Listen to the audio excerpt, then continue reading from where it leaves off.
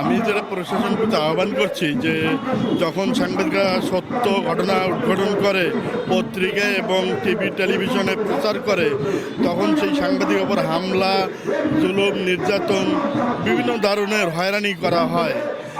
ঠিক একই রূপ লিয়াকত আলী বাদল ভাই যে রিপোর্টটি করেছেন সিটি কর্পোরেশন থেকে লাইসেন্স প্রদান করা হয়েছে যাদেরকে, আসলে আমাদের এখানে যেটা উনি রিপোর্ট করেছেন সেটা অত্যন্ত সত্য রিপোর্ট।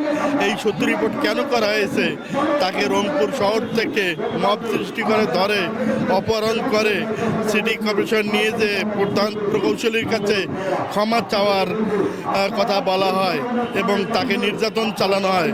পরবর্তীতে আমরা যখন জানতে পারলাম সেখানে যাওয়ার পরে আবারও সাংবাদিকদের ওপর সিটি কর্পোরেশন কর্তৃক হামলা চালানো হয়। আমি মনে করি এই হামলার কিভাবে চালায় তারা, কোথায় সাহস পায়, কাদের ইন্ধনে চলেছে। আমরা দেখেছি, আমরা যখন আন্দোলনে নেমেছি তখন সিটি কর্পোরেশন থেকে ৩-৪ জন কর্মকর্তাকে বদলি করা হয়েছে। এই বদলি কোনো শাস্তি না। আমরা সাংবাদিক সমাজ এই ঘটনায় তীব্র নিন্দা ও প্রতিবাদ জানাই এবং বদলির পাশাপাশি তাদের তদন্ত করে দোষী সাব্যস্ত হলে তাদের বিরুদ্ধে কঠোর ব্যবস্থা নিতে হবে এবং তাদেরকে চাকরিচ্যুত করতে হবে।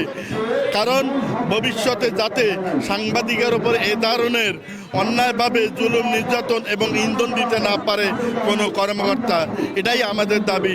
যতক্ষণ এই দাবি মানা হবে না আমাদের সাংবাদিক সমাজ ততক্ষণ মাঠে থাকবে।